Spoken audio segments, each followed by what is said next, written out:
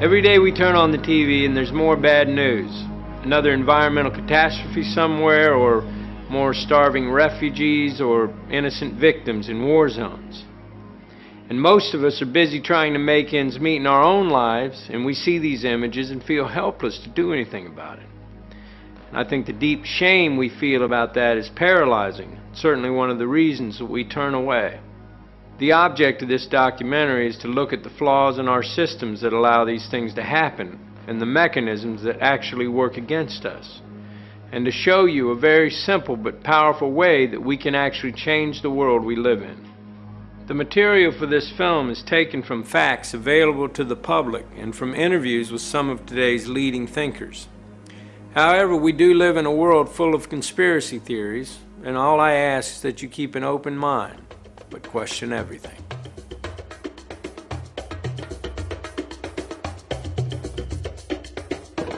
Because people have got to know whether or not their president's a crook. Well, I'm not a crook. I did not have sexual relations with that woman. Indeed, I did have a relationship with Miss Lewinsky. I think that gay marriage should be allowed. I do not believe that gay marriages should be legal. I am honored to be here with Barack Obama. So shame on you, Barack Obama. Iran, Cuba, Venezuela, these countries are tiny compared to the Soviet Union. They don't pose a serious threat to us. Iran is a grave threat. We can end illegal immigration. We're never ever going to be able to totally control immigration. You have said in the past that it was, quote, pretty well confirmed. No, I never said that. Okay. I never think said that is... No, it's absolutely not. What I said was, it's been pretty well confirmed. There are known knowns. There are things we know that we know. There are known unknowns. That is to say, there are things that we now know we don't know. But there are also unknown unknowns. There are things we do not know we don't know. One of the most important beliefs that people have about politicians is that politicians do whatever polls tell them to do. We hear a lot of complaint about the lack of strong leadership, that politicians find out what the public wants and then they pander to it, or at least they say they'll pander to it. Now, what this idea of the poll-driven politician creates is the impression that the political system may have all kinds of problems, but on the whole, it's responsive and accountable to the public. So, how do we explain this contradiction between the myth that politicians reflect the public and the reality that on most economic issues, they actually ignore public opinion? Media influence on public opinion has been studied for many years now. We know, for example, that the media often play what's called an agenda-setting role. Public concern about issues tends to follow media coverage of those issues, rather than any changes in the real world. The media create the impression that the American public has a real choice. You can choose Bush or you can choose Gore. The implication being that they're both very different. But on substantive budgetary or economic issues, the differences between them are really on the margins. Both leading Democrats and Republicans support a privatized healthcare system, they support corporate-backed global trade agreements, they support maintaining a Cold War defense budget, and they generally favor the interests of big business. But the media give the impression that Democrats and Republicans represent a broad range of opinion by focusing on civil liberty, non-monetary issues like gay rights or abortion, where Democrats and Republicans really do differ. And this masks the degree of elite consensus. There's a couple of completely logical reasons why our politicians are so similar. The end game for politicians is to get elected. The people who vote are, for the most part, quite moderate in their views. Both parties try to occupy that middle, moderate ground. They are simply responding to that majority in order to get elected. The second reason our politicians are so similar is much more sinister. They answer increasingly to the same master. Thank you so much. We're looking easily at the first billion-dollar presidential election. It's much bigger money than we've ever seen in a presidential election. We define a candidate as being serious or not by how much money they can raise, not by what ideas they have, what their record in public service might have been. It's all about money. We really don't have an election anymore. We have an auction. And What's for sale? I mean, these are interesting questions to ask. Every incoming president rewards big donors with ambassadorships and other honorary appointments like that. There are all kinds of policy issues. Is a big donor rewarded with a place on a federal advisory panel that might have something to do with, say, approving new drugs or environmental regulations? All of these questions about what's for sale. You know, is government for sale? Is the White House for sale? And I think a lot of Americans suspect that it is. The money flows in for a reason, and the reason is not good government. It is completely unrealistic to expect democracy to deliver representatives who will serve the people's interests when so much money is involved. Having so much money in politics gives all the power to those with money. Yes, we are all still allowed to vote, but how free is our choice? The media in the hands of big business will only present us with politicians that will serve their interests. It would be completely illogical for them to do otherwise. It would also be illogical to expect politicians to change a system that puts them in power. But it certainly begs the question, just what kind of democracy do we have? Do you want to live in a democratic society, or do you want to live in the society we have? Which, remember, is not a democratic society and is not intended to be. If you take a course in political theory here, I'm sure they'll teach you that the United States is not a democracy. It's what's called in the technical literature a polyarchy. A polyarchy is a system in which power resides in the hands of those who Madison called the wealth of the nation, the responsible class of men, and the rest of the population is fragmented. That's the way the country was founded. Throughout the history of the world, the rich and powerful have dominated it, and very few people have had any control of their own governments. Most real power in the world is still exercised by those we do not elect. We are still far from governing ourselves. The basis of democracy is the belief that we were all born equal and that that equality must be accepted by those in power. But in the attempts to win those rights, many people have been imprisoned and tortured by those who have power and were determined to retain it.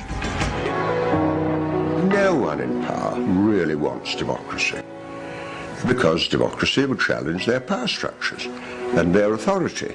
So anyone who comes out with a democratic idea is dismissed as unrepresentative or a troublemaker or an extremist or something.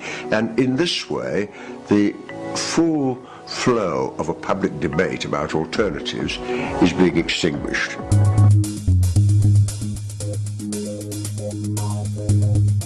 Big business is about making money.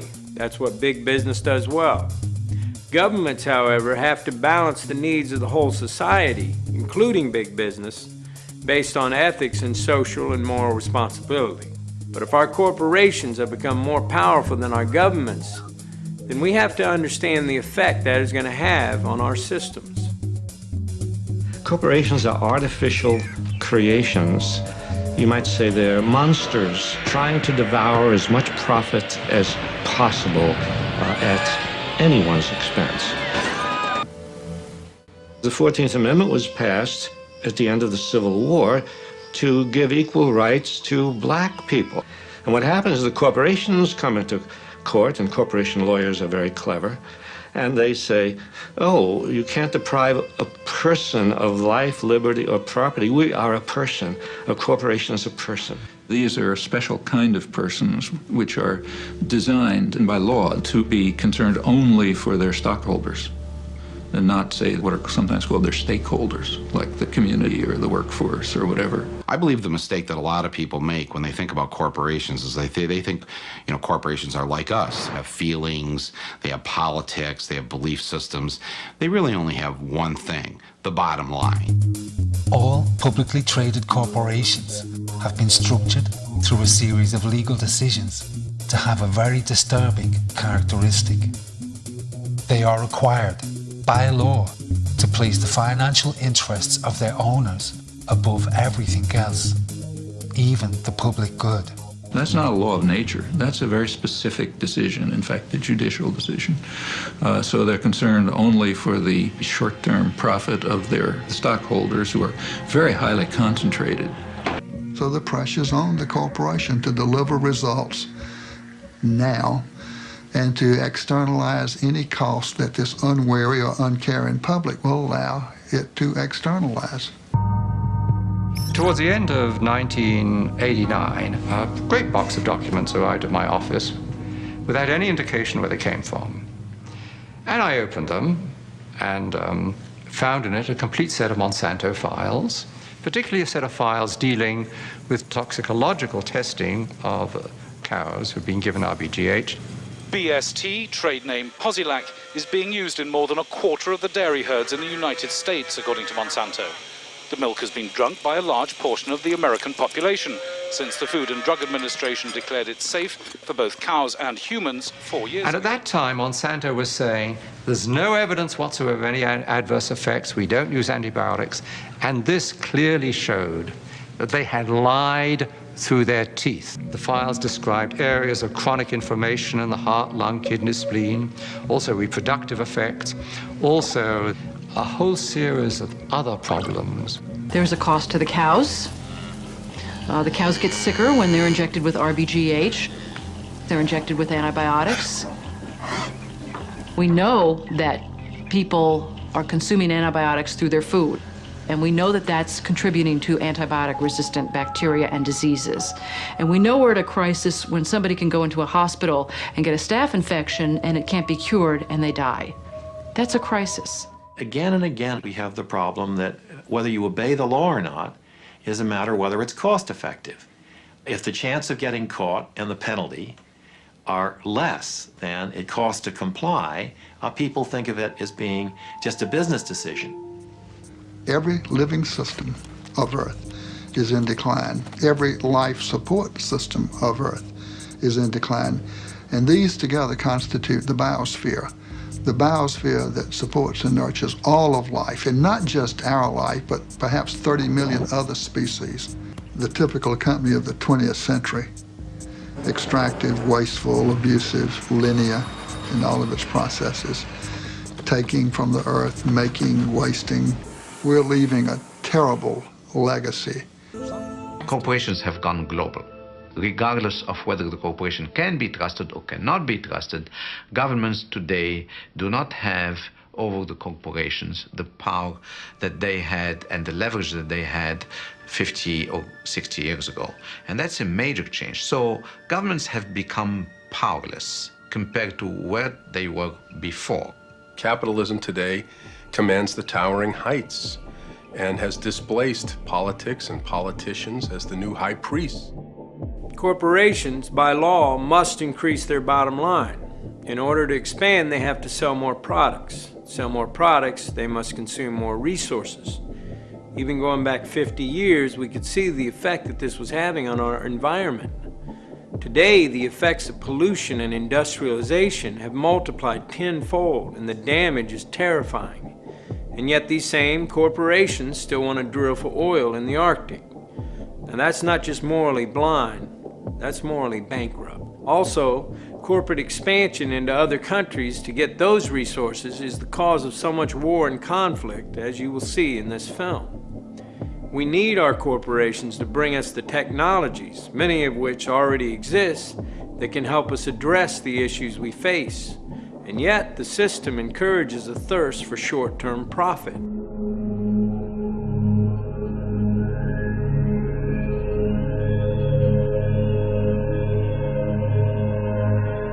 I know many of us have heard stories about powerful groups of businessmen who pull the strings of governments from behind closed doors. And so many rumors have sprung up around organizations like the Bilderbergs and the Council on Foreign Relations that it's really difficult to know what to believe. However, it is an interesting fact. The Federal Reserve Bank of the United States is not actually owned by the government. It is owned by a private banking cartel. Now, whoever these men are that can loan money to governments have to be some of the most influential men in the world, and yet we don't know who they are. Not all conspiracy theories are just theories, And the research for this film pulled up some interesting quotes.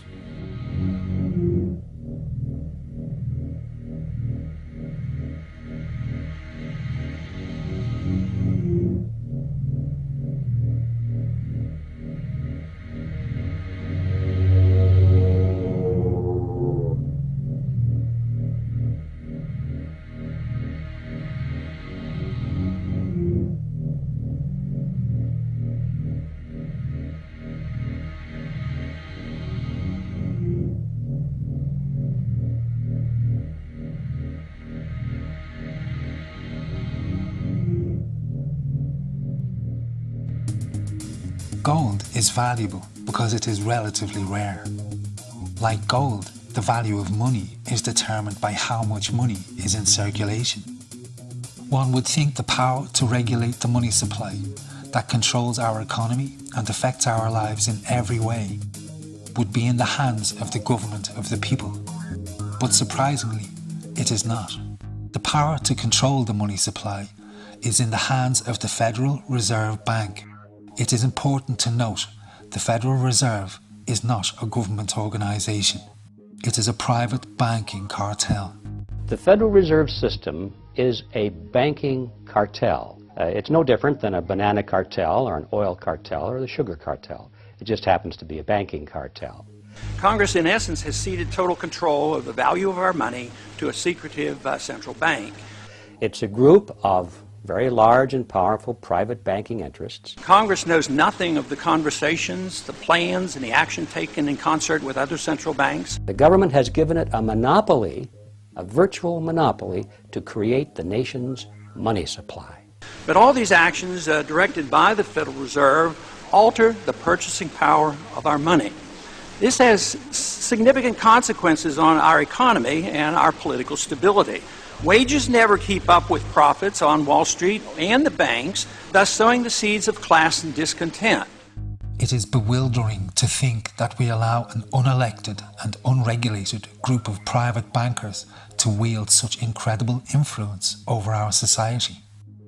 The truth is that most of us will live from paycheck to paycheck in a continued state of struggle, unable to question a system of finance that keeps us on a constant treadmill.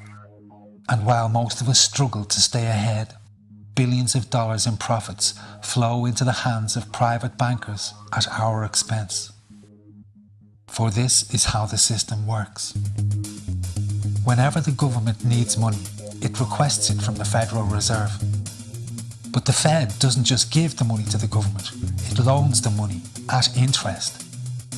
Every dollar the government loans from the Federal Reserve Bank has to be paid back with interest. This keeps the government, and as such the people, in a continual state of debt. All of our income taxes are paid back to the Federal Reserve to pay off the debt the government incurs when it borrows money from the Federal Reserve Bank. This is all a matter of public record and easily verifiable should you care to look. The founding fathers of America were well aware of the perils of central banks and sought to prevent them. Several central banks were set up but then removed, but the ruthless and powerful bankers, the Rockefellers, the Morgans, the Warburgs, the Rothschilds, were determined to set up a central banking system in America at any cost. In the early 1920s, J.P. Morgan, one of the most influential bankers of his day, caused massive panic in the markets by spreading rumours that many private banks were about to go bankrupt. This caused widespread panic. Everyone started withdrawing their deposits en masse, and the banks had to call in all of their loans to try and survive. The hysteria destroyed the markets, and the banking elites, having caused the panic, used it to influence politicians and the public that a central bank would bring stability to the system. At a secret meeting in 1910 at the estate of J.P. Morgan on Jekyll Island, the bankers wrote the Federal Reserve Act. They then gave their considerable financial and political support to Woodrow Wilson on the condition he would support the bill if elected. In 1913, Woodrow Wilson signed the bill into law. He later wrote in regret.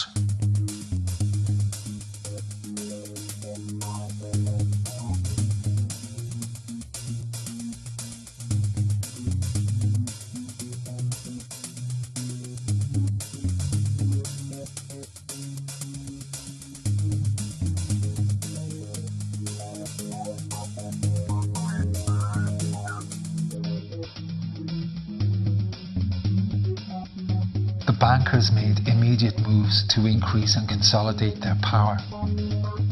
From 1921 to 1929, the banks drastically increased the money supply, making millions of loans. Then, in October 1929, having quietly exited the markets, they started calling in those loans en masse. The hysteria that followed led to the Great Depression. The conspiring bankers bought up rival banks and massive corporations for pennies on the dollar.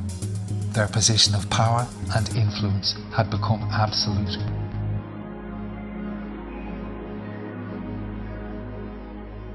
We get almost all of our information from the media.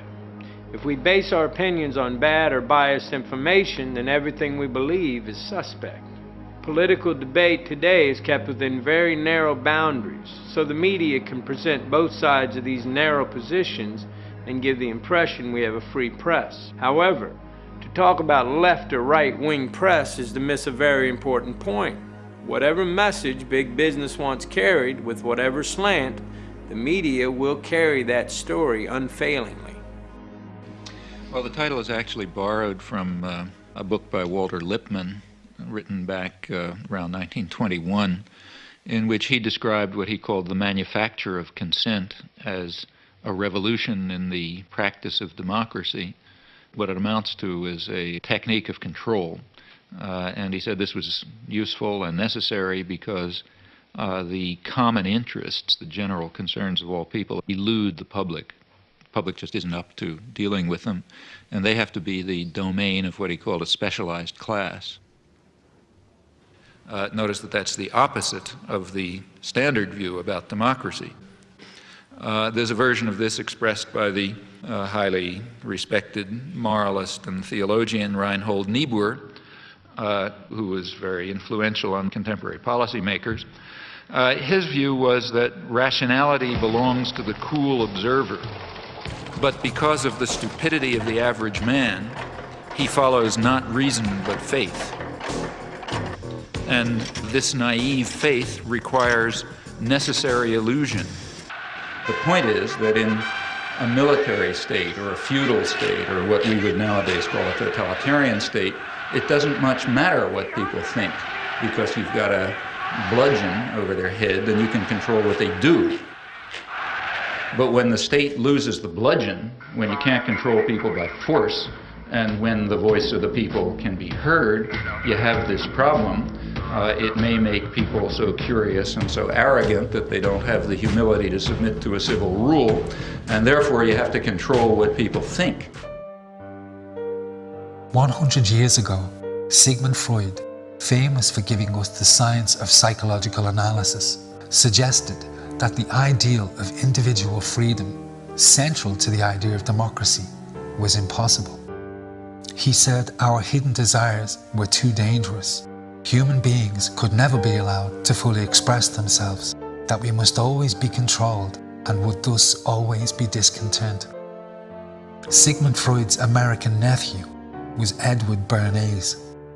Bernays is almost completely unknown today, but his influence on our society is possibly much greater than Freud. Bernays took the new science developed by his famous uncle and used it to manipulate the masses. Bernays is the man who invented the profession and the term public relations. He worked for most of the major corporations and advised politicians on how to win favour with the public. Like Freud, Bernays was convinced that humans were driven by irrational forces, but by stimulating our inner desires and then sating them with consumer products, he created a new way to manage the irrational behaviour of the masses. What Eddie got from Freud was indeed this idea that there is a lot more going on in human decision-making, not only among individuals, but even more importantly among groups, than this idea that information drives behavior. And so Eddie began to formulate this idea that you had to look at things that would play to people's irrational emotions. And you see, that moved Eddie immediately into a different category from other people in his field and most government officials and managers of the day who thought if you just hit people with all this factual information, they would look at that and say, oh, of course. There's a psychology of dress. Have you ever thought about it? How it can express your character? You all have interesting characters, but some of them are all hidden. I wonder why you all want to dress always the same, with the same hats and the same coats. I'm sure all of you are interesting and have wonderful things about you, but looking at you in the street, you all look so much the same. And that's why I'm talking to you about the psychology of dress. Try and express yourselves better in your dress. He had a home in the corner suite of the Sherry Netherland Hotel. And here's this wonderful suite with all these windows looking out on Central Park and across at the plaza and on the square. And he would use this place to hold a soiree. The mayor would come. All the media leaders would come, the political leaders, the business leaders, the people in the arts. I mean, it was a who's who. People wanted to know Eddie Bernays because, you know, he himself became a sort of a famous man, a sort of a magician who could make these things happen. Eddie Bernays saw the way to sell product was not to sell it to your intellect, that you ought to buy an automobile, but that you will feel better about it if you have this automobile. I think he originated that idea, that they weren't just purchasing something, but they were engaging themselves emotionally or personally in the product or service. That it's not, you think you need a new piece of clothing, but you'll feel better with the piece of clothing. That was his contribution in a very real sense. We see it all over the place today, but I think he originated the idea of the emotional connect to a product or service. Democracy, to my father, was a wonderful concept, but I don't think he felt that all those publics out there had reliable judgment, and that they very easily might vote for the wrong man or want the wrong thing, so that they had to be guided from above. You appeal to their desires and their unrecognized longings, that sort of thing. That you can tap into their deepest desires or their deepest fears and use that to your own purposes. Many influential thinkers came to believe that the public were incapable of making rational decisions, and that as such, democracy could never work. Walter Lippmann, one of the most influential political writers at that time, argued that if people were in reality motivated by irrational forces, then what was needed was control by the elites to manage what he called the bewildered herd. And this could be accomplished by using psychological techniques to control the unconscious desires of the masses. So here you have Walter Lippmann, probably the most influential political thinker in the United States, who is essentially saying that the basic mechanism of the mass mind is unreason, is irrationality, is animality. He believes that the mob in the street, which is how he sees ordinary people, are people who are driven not by their minds but by their spinal cords. The notion of kind of animal drives, unconscious instinctual drives lurking beneath the surface of civilization. And so they started looking towards psychological science as a way of understanding the mechanisms by which the popular mind works, specifically with the goal of figuring out how to understand how to apply those mechanisms to strategies for social control. Democracy, at its heart, was about changing the relations of power that had governed the world for so long. And Bernays' concept of democracy was one of maintaining the relations of power, even if it meant that one needed to sort of stimulate the psychological lives of the public. So democracy is reduced from something which assumes an active citizenry to the idea of the public as passive consumers. Driven primarily by instinctual or unconscious desires, and that if you can in fact trigger those needs and desires, you can get what you want from them. The corporations understood that to change our consumer culture from needs-based to desire-based purchasing, people must be trained to want new things even before the old had been consumed.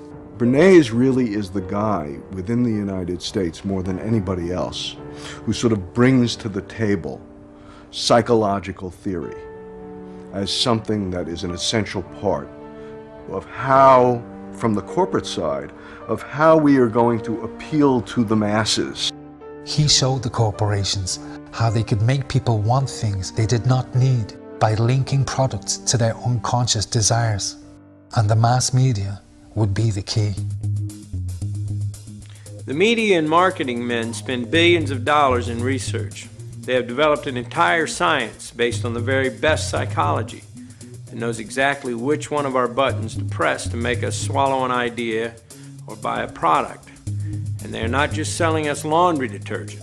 They sell us everything from plastic gadgets to warfare. If we are to make decisions about the future of our society, the single most important thing we need is the truth.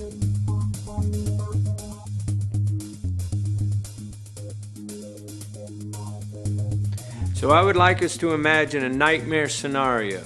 A powerful group of businessmen with access to the White House who control the media and who make obscene amounts of money whenever there's war. In the councils of government, we must guard against the acquisition of unwarranted influence, whether sought or unsought, by the military-industrial complex. President Eisenhower's concern about the military-industrial complex, his words have unfortunately come true. He was worried that priorities are set by what benefits corporations as opposed to what benefits the country. Lockheed Martin and McDonnell Douglas and Boeing throughout America. There are factories, there are corporations that are involved on a daily basis. We have a snapshot in time after September 11th where at least 71 companies that we were able to identify are starting to get contracts to go in Afghanistan and Iraq. All of the top 10 companies had former U.S. officials who had worked in the Pentagon or other parts of the U.S. government on their boards of directors. The Carlyle Group plays in industries and in an area that are heavily influenced by politics. My understanding is they are now the 11th or 12th largest defense contractor, a multi-billion-dollar annual enterprise with an almost obscenely high profit margin. They hire defense experts like Frank Carlucci or Frank Finelli. They hire politicians like George Bush Sr. or James Baker III. And the Iron Triangle is in some ways a uniquely American phenomenon. It's the confluence of the military, big business, and politics. I will name as the next Secretary of Defense the best qualified man in America to carry on CAP's work, Frank Carlucci. When Frank Carlucci came on board, he was coming straight from the Pentagon as Secretary of Defense. A year, 2 years later, the Gulf War hit, and everybody knows that wartime is boom time for the defense industry, and Carlyle made a ton of money. They did very, very well. They really cleaned up. After that, Carlyle said, hey, you know, having these politicians on board is pretty great. I mean, they know things that nobody else knows. They are able to predict trends in global markets, predict trends in political shifts, and in some ways, and this is the sort of the most insidious part, and if you want to be cynical about the Carlyle Group, you have to be concerned about their ability to influence these trends and actually affect change in government policy, which would positively affect their investments. If you have an organization that is able to operate behind the scenes without real accountability, and that same organization has the ability to ruin political careers for people who are a little bit too inquisitive or a little bit too honest, or to shape public thinking, then we have the means for a kind of control globally that is probably unprecedented. So we have this problem here. This is a mysterious, immensely powerful company with virtually no scrutiny. On this February day, as this nation stands at the brink of battle, every American on some level must be contemplating the horrors of war. And yet this chamber is for the most part dreadfully silent. We have a Congress that failed in every way to ask the right questions, to hold the president to account. Our Congress failed us miserably, and that's because many in Congress are beholden to the military-industrial complex. When we're speaking of the United States of America and the concept of democratic representation, I think one of the more important aspects is the concept of informed consent of the people. If you're going to go to war, you lay out the reasons for the war, the justifications for the war, and then you subject it to debate, dialogue, discussion amongst the elected representatives of the people and indeed the people themselves. The defense budget is $750 billion. Profits went up last year well over 25%. I guarantee you when war becomes that profitable, you're going to see more of it. We have a process that has a seamlessness where the corporate interests that stand to benefit are so intertwined and interwoven with the political forces that the financial elites and the political elites have become the same people. The attack came without warning, and according to a U.S. government source told CBS News that it has Middle East terrorism written all over it. The attack in Oklahoma City appears to have a familiar mark. This was done with the attempt to inflict as many casualties as possible. That is a Middle Eastern trait. The fact that it was such a powerful bomb in Oklahoma City immediately drew investigators to consider deadly parallels that all have roots in the Middle East. ABC News has learned that the FBI has asked the U.S. military to provide up to 10 Arabic speakers to help in the investigation. The so-called independent media in a liberal society like this, in effect, are so lazy and are controlled by interests that are commercial and political at the same time that there is no investigative reporting. It's just basically repeating the line of the government. Only 8 days ago, I concluded a broadcast on the World Trade Center bombing by telling you what senior U.S. law enforcement officials were telling us, that the threat of Muslim extremists operating within the United States is an ongoing danger, something we'll have to live with from now on. And repeating the lines of the people who have the most influence, for whom Islam is a useful foreign demon to turn attention away from the inequities and problems in our own society. So, as a result, the human side of the Islamic and especially Arabic world are rarely to be found. And the net result is this vacancy on the one hand, and these easy, almost automatic images of terror and violence. The situation in the popular media is basically that Muslims are really two things. One, they're villains of one sort, villains and fanatics. And B, many films end up with huge numbers of bodies, Muslim bodies, strewn all over the place, the result of Arnold Schwarzenegger or Demi Moore, Chuck Norris. Lots of films about guerrillas going in to kill Muslim terrorists. So the idea of Islam is something to be stamped out. It's easy to attract attention, and certainly the media's attention, for some of the political reasons that are obvious. I mean, to discredit the Arabs, to make them seem like a threat to the West, to keep the idea around at the end of the Cold War that, you know, there are foreign devils. Otherwise, what are we doing with this gigantic military? The war with Iraq gives us a snapshot in time where we can see the effects of all these powerful influences coming together. They have weapons of mass destruction. That is what this war was about. And Saddam Hussein possesses biological and chemical weapons. The fact that there are weapons there. You've heard the president say repeatedly that he has chemical and biological weapons. With the drumbeat for an attack on Iraq increasing, the Bush administration may finally have the ammunition they've been looking for. September 11th. September 11th. September 11th. September 11th. September 11th. Dangerous world. A grave new threat. There is no doubt that he is amassing them to use against our friends, against our allies. A Hollywood set designer was brought in to create a $200,000 backdrop for official war briefings. In USA Today and in the major network coverage and so forth, you have this very elaborate computer-generated graphic sort of coverage of the different U.S. Air Force and Army planes and gunships and helicopters and very snazzy weapons of all descriptions. Well, it's quite amazing. I've fallen almost in love with the F-18 Super Hornet because it's quite a versatile plane. It's not enough for us to be told to accept this war. We're really encouraged to gain some kind of vicarious pleasure from it.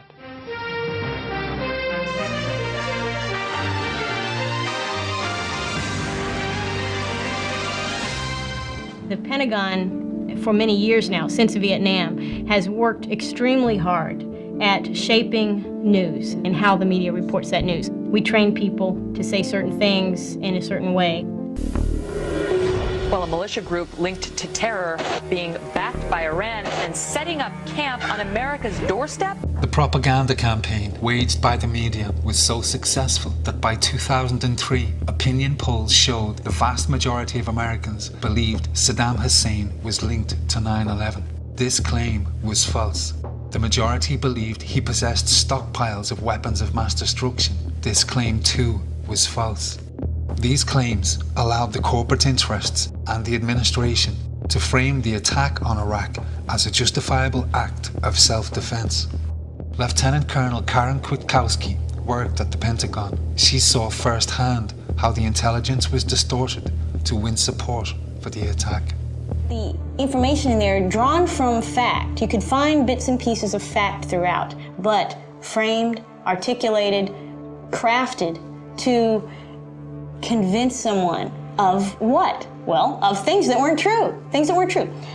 9/11, Al-Qaeda related to Saddam Hussein, possibly some involvement there. The very things that a year later, President Bush himself denies and feigns his surprise. I don't know why everybody thinks that. We've had no evidence that Saddam Hussein was involved with the September the 11th. Well, I worked in a place where they concentrated on preparing this storyline and selling it. But what they're trying to do is have an Iraq that is a friend to us, not an Iraq that is liberated. This is total bogus. We never intended to liberate the Iraqi people.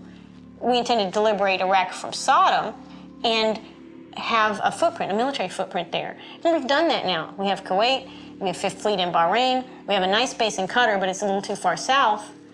And what do we have? We have 4 bases in Iraq. Beautiful bases. We can hit Syria, we can hit Iran, we can keep tabs on Afghanistan. There's all kinds of things we can do from those bases. The larger picture is being driven by the fact that we're about to hit peak oil worldwide, that there's this sort of emerging global competition between us and China. There's the ongoing economic rivalries between us and Europe. And so Southwest Asia becomes geopolitically a linchpin. The idea that any of the motives that brought us in would have sufficed to get us in if there was no oil in Iraq does not persuade me. The pretext, that is the excuse for going in Afghanistan was about terrorism and Osama bin Laden. In Iraq, it's about weapons of mass destruction and Saddam Hussein. But in the end, neither one of those wars was really about those people or those regimes. It was about securing and solidifying American control over these incredibly important regions of the world. In this case, I was saying we've been lied into this as blatantly as we were lied into Vietnam. And I was saying that a year ago, that is in the fall of 2002, at a time when we did not know that how much they were hyping the evidence or exaggerating the evidence for WMDs, for weapons of mass destruction. To say that in that world that Saddam Hussein, after 10 years of sanctions and the Gulf War, was any threat at all was basically absurd. What you're saying is democracy doesn't matter in America, that this nation, the principles and values upon which we're built, simply is irrelevant.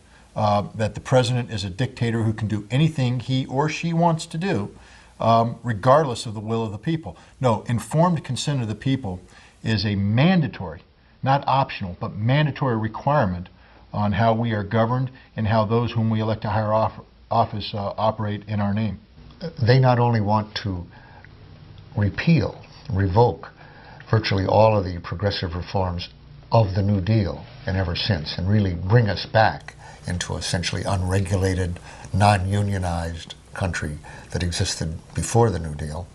I think they want openly to see the president, given the power that he was delegated, as virtually an open and undated blank check by Congress that simply yields to the president.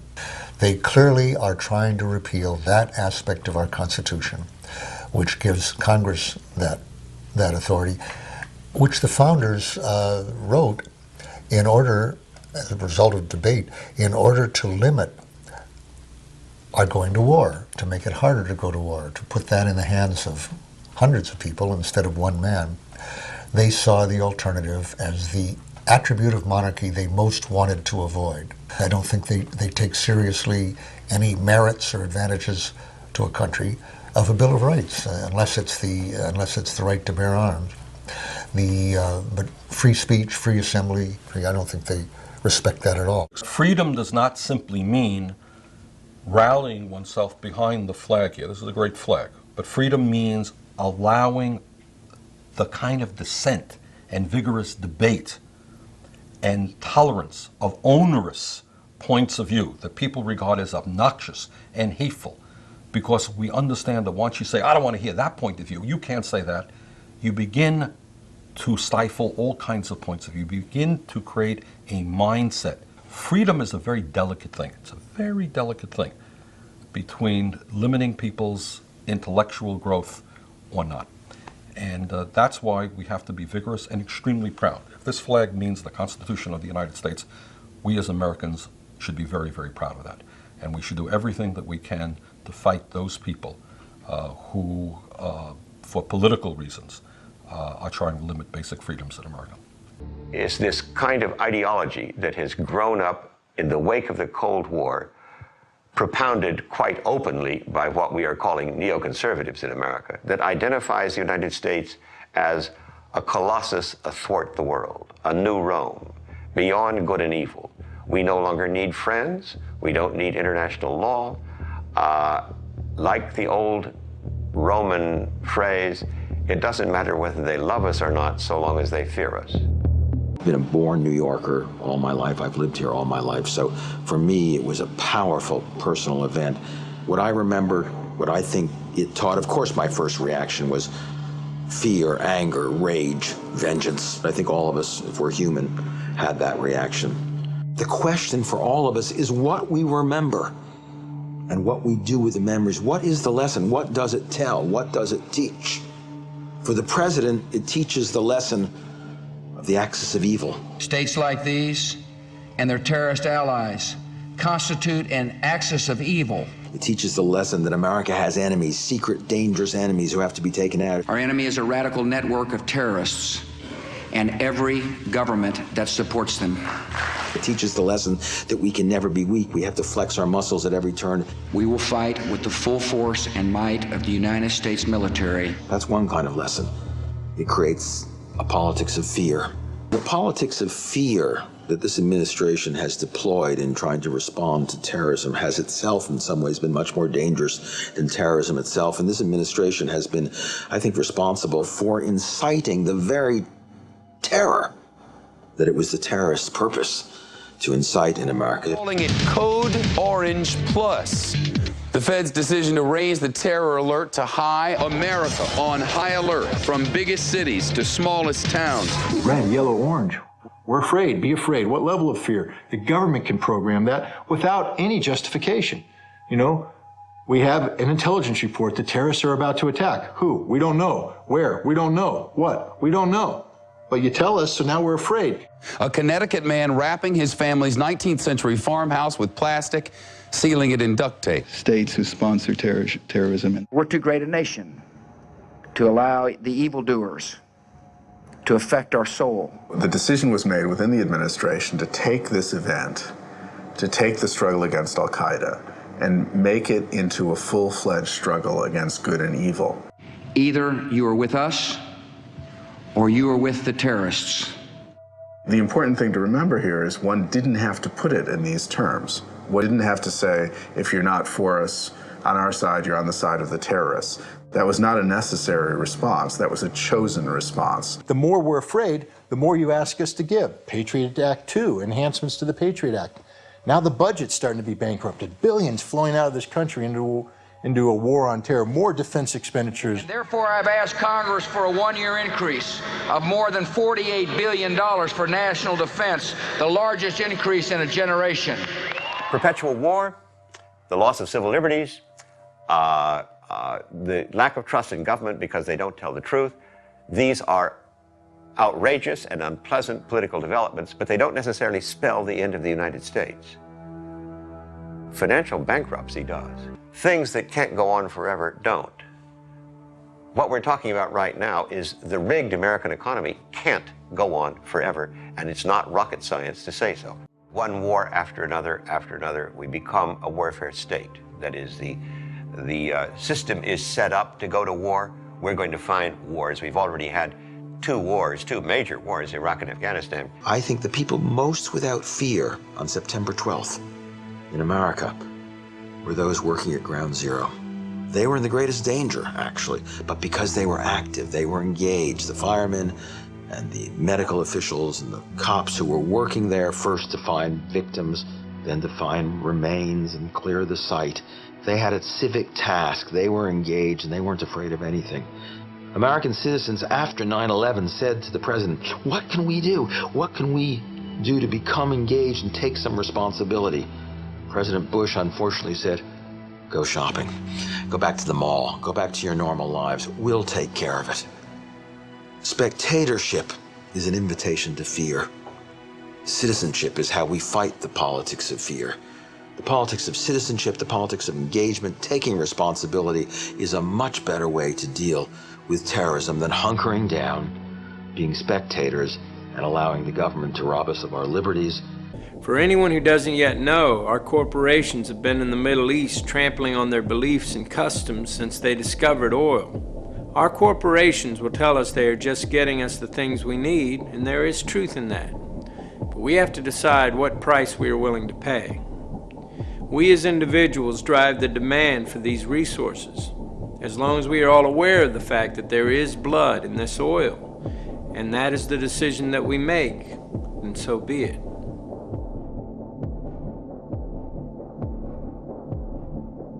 It's completely understandable that people bury their heads in the sand, and if we don't look too closely, life doesn't seem too bad in many areas of the world. But that is going to change, and there are some logical outcomes to the way this system works that will affect every one of us. I was invited to Washington, D.C. to attend this meeting that was being put together by the National Security Agency called the Critical Thinking Consortium. I remember standing there in this room and looking over on one side of the room, and we had CIA, NSA, DIA, FBI, Customs, Secret Service, and then on the other side of the room we had Coca-Cola, Mobil Oil, GTE, and Kodak.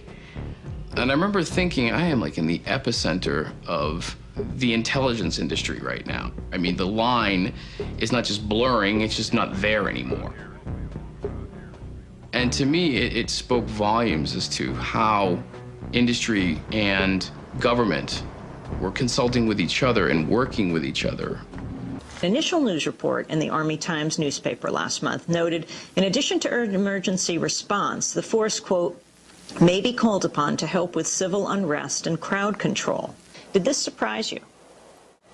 It did. It surprised me also that Northcom itself was involved in intelligence sharing with local police officers in St. Paul. I mean, what in the world is Northcom doing looking at what some of the protesters are involved in? And you had infiltration up there too. But what we have going on in this country is we have infiltration and spying that goes on not only at the, well, all the way from the campus police practically, Amy, up to the Pentagon and the National Security Agency. We're becoming a police state here. Right now, as we talk, the 4th and 6th Amendments to the Constitution, to the Bill of Rights, are dead letters. Both of these bills were written into the Constitution by the Founding Fathers in order to protect the people of America from the government of America. Right now, the right to freedom of speech, the right to free assembly, and the right to a fair trial are no longer protected by law.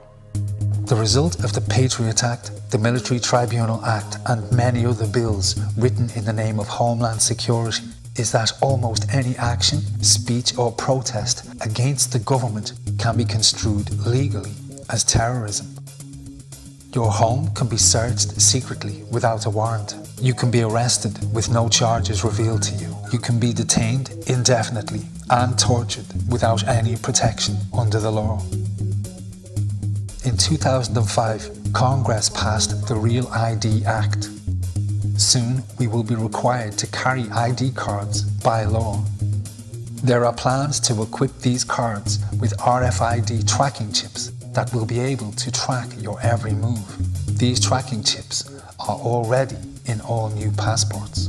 Many believe this will eventually lead to the implanted chip, which is already being used in many places in our society. We have a Florida family who are really pioneers in a brave new world. They have volunteered to be the first ever to have microchip identification devices implanted into their body. After 9/11, I was really concerned with the security of my family. I wouldn't mind having something planted permanently in my arm that would identify me. It is not difficult to see a future where we are all locked in to a monitored control grid, where every move and all transactions will be tracked, monitored and recorded. And if anyone gets out of line, they can just turn off their chip. Could the sense of fear and isolation prevalent in our society allow us to accept totalitarian measures of this nature? And if we become scared enough, might we not even demand them? Has our sense of fear and division detached us from reality? It is not too difficult to imagine that many of our fears are manufactured for us. History shows us that many in power have used fear to manipulate societies. And there are those who would benefit from a totalitarian world government. This is Aaron Russo, a former politician. Next to him is Nicholas Rockefeller, of the Rockefeller banking family. After a long friendship, Aaron Russo eventually ended their relationship, appalled at what he had learned of the Rockefellers. So he said to me one night, he said that there's going to be an event there, and out of that event, you're going to see we're going to go into Afghanistan, so we run pipelines from the Caspian Sea, we're going to go into Iraq to take the oil and establish a base in the Middle East, and we're going to go into Venezuela and try and get rid of Chavez. And the first two they've accomplished, Chavez they didn't accomplish, and he said you're going to see guys going into caves looking for people that they're never going to find. You know, he's laughing about the fact that you have this war on terror. There's no real enemy. He's talking about how by having this war on terror, you can never win it because it's an eternal war, and so you can always keep taking people's liberties away. And I said, how are you going to convince people that this war is real? He says, but the media can convince everybody it's real. I mean, you know, it's just that you keep talking about things, you keep saying it over and over and over again, and eventually people believe it. You know, you created the Federal Reserve in 1913 through lies. You create 9/11, which is another lie. Through 9/11, then you're fighting a war on terror, and now all of a sudden you go into Iraq, which is another lie, and now they're going to do Iran. You know, and it's all one thing leading to another, leading to another, leading to another. Now, I would say that what are you doing this for? What's the point of this thing? You have all the money in the world you ever want. You have all the power. I said, you know, you're hurting people. He said, it's not a good thing. And he would say, what do you care about the people for? Take care of yourself and you take care of your family. And then I said to him, what are the ultimate goals here? He said, the ultimate goal is to get everybody in this world chipped with the RFID chip and have all money be on those chips and everything on those chips. And if anybody wants to protest what we do or violate what we want, we just turn off that chip.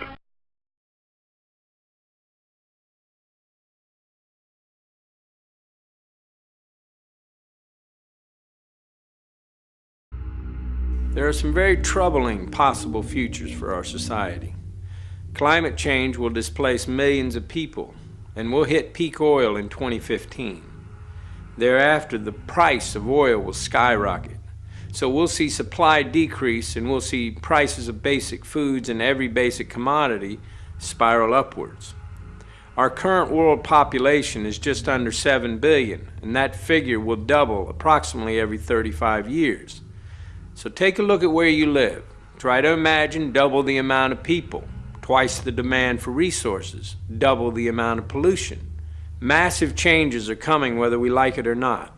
I'm not a politician. I'm not looking for your vote, so I can give it to you straight. This system cannot continue. So who will make the decisions about who gets food to eat, or who goes hungry, or who gets water to drink, and who goes without? Because the idea of allowing mindless corporations or wealthy elites to make decisions about population control is terrifying.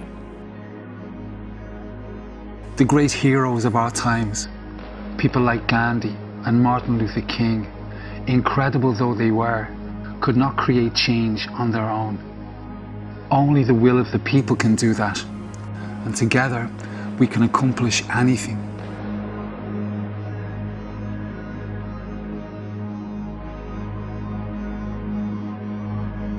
Interestingly, the way to win back democracy, end the wars, and save our environment has just one cure, and it's simple.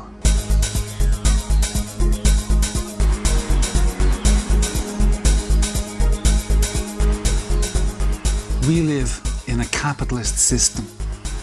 Everything we do is based on the exchange of money. The media and the advertising men have turned us into obedient little consumers trying to buy ourselves to happiness in a throwaway society. This creates such a demand on our resources that our corporations invade other countries to get more, causing untold war and conflict. Then, using the wealth and power that we give them, corporations undermine democracy and justice.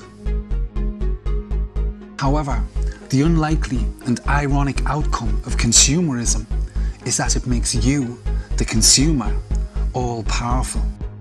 The way we use money has more influence in our society than anything else, and the way we choose to spend our money can change everything. No company will continue a practice or a product that you, the consumer, will not buy. It's vitally important that you understand this, because this gives you ultimate power to change the world you live in. Companies are extremely sensitive about you buying their products, because if you don't buy their stuff, they go out of business. That's not something any company is willing to consider. And by choosing to spend your money wisely, you can promote those companies that do business in a socially responsible way. Without saying a word, you will have sent a clear message that they simply cannot ignore. It will be heard, heeded, and acted upon, guaranteed. This is real power. For example, if a company pollutes the environment or uses bad business practices, if you don't buy their stuff, they will change.